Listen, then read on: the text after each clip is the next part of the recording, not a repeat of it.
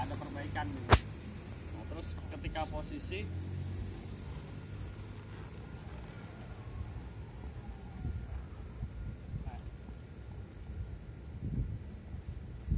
jadi antara mata kaki, pinggul, bahu, telinga itu sejajar.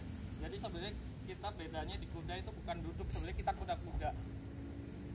Jadi sejarah sama kayak ketika kita berdiri, kita balance-nya, keseimbangan kita akan lebih terjaga ketika kita kuda-kuda sejajar. Tapi kalau kita di depan, nah salah rider banyak kan di depan, sama ketika kita duduk di kursi, kita akan angkat berat badannya susah. Jadi otomatis paling banyak adalah dia akan ngeganggu kudanya, karena kita nariknya susah, kita akan narik kendali dia. Jadi gini, padahal seharusnya kita tanpa kendali balance-nya adalah sama ketika kita berdiri, kita dorong kuda itu maju ke depan. Dan sebenarnya buat perempuan itu lebih gampang memperbaiki posisi, karena perempuan posisinya dia lebih tegap daripada laki-laki kebanyakan gitu. Terus tulang pinggul sama badannya lebih luas. Satu itu, yang kedua seperti ini kayak tadi saya bilang, terlalu kaki terlalu depan. Sebenarnya ketika kita, beberapa orang sebenarnya sadar, tapi yaitu ketika otot udah capek dia malas perbaikin. Lebih baik ketika trot kita udah mulai begini kan, udah mulai narik tuh, balikin aja jalan, perbaiki posisi dulu dikit-dikit, majuin lagi. Terus yang kedua adalah paling banyak kita lihatnya ke bawah leher kuda. Kita lihat set efeknya ketika kita lihat ke bawah, ini akan berat di sini dan di pinggul, sama ini otomatis kita nggak tegap, dan itu akan memberatkan kuda untuk balance, dan kitanya sendiri efeknya kurang bagus, terutama ketika ada namanya rising trot, duduk ringan yang seperti ini, up down, ada namanya sitting trot. Kalau sitting trot seperti ini efeknya banyak banget, nanti akan nggak bagus buat tulang dan respon kudanya akan sangat-sangat berbeda. Terus yang kedua lagi selanjutnya, beberapa kesalahan rider adalah paha loose, kebanyakan seperti ini, jadi terlalu buka. Ketika terlalu buka, kita nggak ada kontrol di sini, jepitan sama otot pinggul di atas ini nggak ada. Responnya akan sangat-sangat beda ketika kita seperti ini. Otomatis badan kita sama kuda akan bertolak belakang. Ketika kuda ke sana, kita menolak, atau bahkan ketika belok kita pengennya ke sini, kuda itu terus orang kadang begini untuk kudanya biar belok kanan. Yang ada kuda itu akan semakin lari keluar. Jadi yang betul kita pakai dan lutut itu lebih rapat, jadi pakainya otot paha dalam untuk tumpuan utama kita duduk.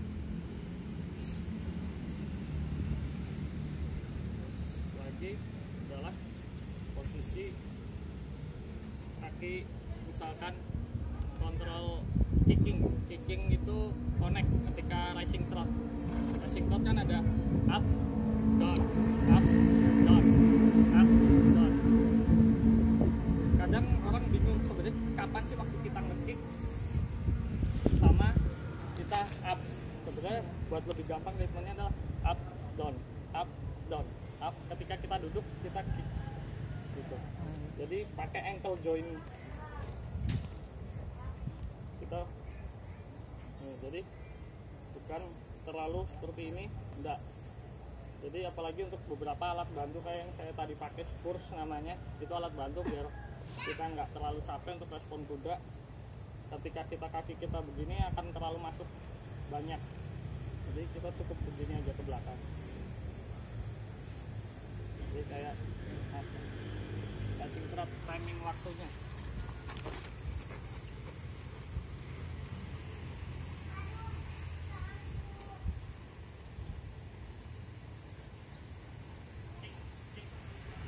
Pas kita duduk kita kontak, tapi ketika dia responnya udah bagus, kita nggak harus kontak apa-apa.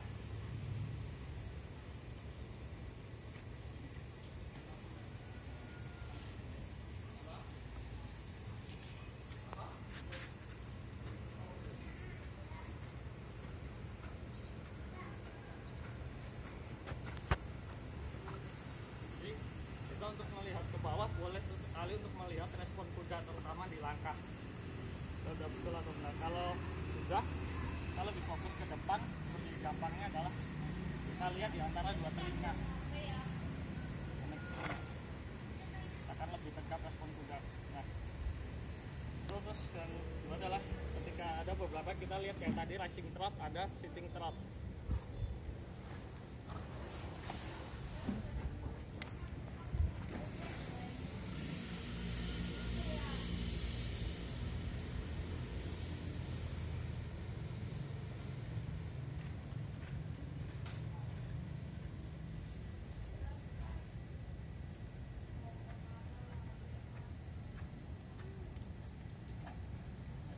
Ini beberapa akan terutama tadi posisi badan akan ngefek banget. Jadi sebetulnya sitting trot itu lebih berat daripada racing trot karena kita nggak cuma duduk, tapi kita membantu ngedorong dia pinggulnya. Ketika kita posisinya begini, ketika sitting trot dan posisi bungkuk, respon duduknya saya lihat bedakan sama yang tadi.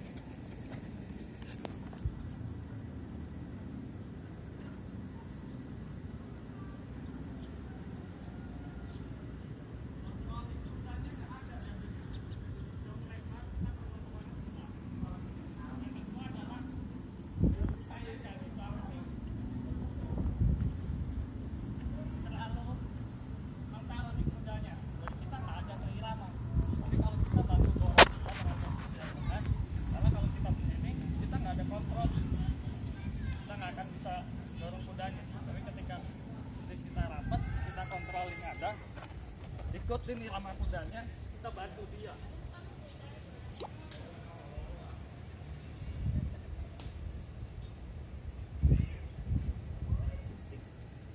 Jadi semua otot ikut bekerja. Jadi otot yang bekerja adalah otot sini, betis, sama kita sama seperti racing trot, cuma lebih kecil dan lebih jepit. Jadi kita dorong kudanya.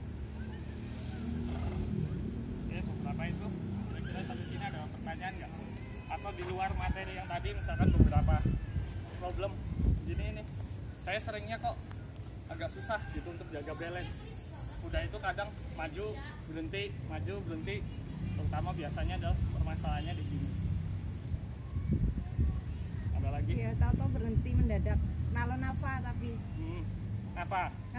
Jadi ini kuda nafa sebenarnya dia punya insting yang lebih pintar dan lebih sensitif. Kadang kita harus lebih ngerti dia kalau udah nggak nyaman, dia akan gitu. Iya, Jadi dia minta dibantu sebetulnya. Dia bisa bedain rider beberapa yang feel-nya sama dia udah nyatu, atau orang nggak pernah naik dia, tapi udah bisa ngebantu dia akan jalan. Sebenarnya Nafa ini pertama datang ke sini nih kuda yang mau dibuang dulunya karena nggak bisa dinaikin. Terus saya pertama sini itu Nafa nggak bisa dinaikin, saya pengen coba, ternyata bisa. Orang bingung, wah ini kuda kok bisa, termasuk Pak Rizal dulu yang punya aja nggak percaya. Saya bilang ini kuda bisa, dan saya bilang ini yang kuda paling prospek buat member, saya bilang, di antara semua kudanya waktu awal-awalnya di sini. Terus saya tunjukin videonya baru percaya besok sini. Cuma memang karena kuda waktu dulu jarang ada yang training dia, itu memang dia agak susah. Jadi orang naik nggak mau jalan sampai dicambukin, nggak mau jalan, ketika udah jalan tabrakin ke tembok, nggak mau belok. Sekarang dia feel-nya, saya bilang ini kuda yang kemampuannya, skillnya paling oke lah selama ini di sini. Walaupun memang butuh masih banyak maintenance. Responnya dia sangat sensitif, dia sempat memang punya trauma, terutama di mulutnya. Jadi untuk ngebalikin traumanya dia itu termasuk butuh agak perlu waktu. Dia seringnya kabur-kaburan malah kalau dia jalan. Iya. Kira-kira ada lainnya? Kalau untuk kontak itu sebenarnya pakai ini atau sebenarnya kita kendali semuanya pakai betis. Betis ya. Jadi ketika kita mau belok betis. Nah kontak ini kita ngebantu ketika betis kita Enggak. nggak dia respon, kita bantu pakai tumit. Oh iya. Satu kesalahan lagi yang sering terjadi adalah orang heels up itu tumitnya dikit. Makanya semalam diumumin nggak saya minta pakai sepatu olahraga gitu. Kasih tahu karena kalau sepatu boot yang karet itu saya nggak tahu kesalahan ridernya di mana, karena ketika tumit jinjit pakai sepatu karet di dalam dia sepatunya tetap aja rata begini. Saya nggak tahu nih orang kakinya di dalam bohong apa enggak gitu. Jadi memang lebih bagus pakai sepatu tunggang, celana tunggang. Kalau memang nanti ada helm, sarung tangan itu juga perlu. Jadi kita yang terlihat ketika ini begini kita nggak ada balance. Ketika kuda misalkan beberapa kuda ada ketakutan, kita kan namanya dia punya pola pikir sendiri, kaget di jalan atau apa, ketika dia belok kita jatuh ke depan, nggak ada balance. Tapi ketika kita heels down, ini posisi kuda-kuda otomatis kita akan lebih jepit pakai otot paha dalam. Untuk memperbaiki otot paha dalam, cara yang paling mudah sebelum naik stretchingnya adalah tarik ke belakang. Habis itu kita tahan posisinya, tarik. Sama yang kanan juga begitu. Jadi gimana caranya menekan heels down? Biasanya orang ketika heels down kakinya ke depan, kita balikin, tarik posisi. Terus ketika kita sadar kita salah atau sesekali kita lihat ke bawah, koreksi kita udah bener gak? Kalau betul belum bener, kita perbaikin lagi. Karena kontrol paling banyak adalah di kaki bukan di tangan untuk belok dan semuanya. Terus ketika itu kita putar, jadi arahkan keluar. Jadi ketika nanti ada materi tanpa steer up, atau kita lepas tiba-tiba steer up lepas, itu kita nyarinya lebih gampang karena kita balance udah ada, jepitan udah ada.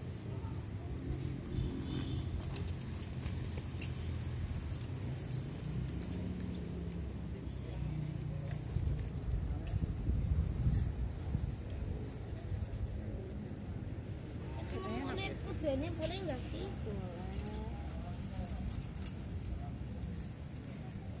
Siapa yang mau mulai duluan? Pakai satu kuda yang biasa naik nafas siapa? Karena Dari sana. Kan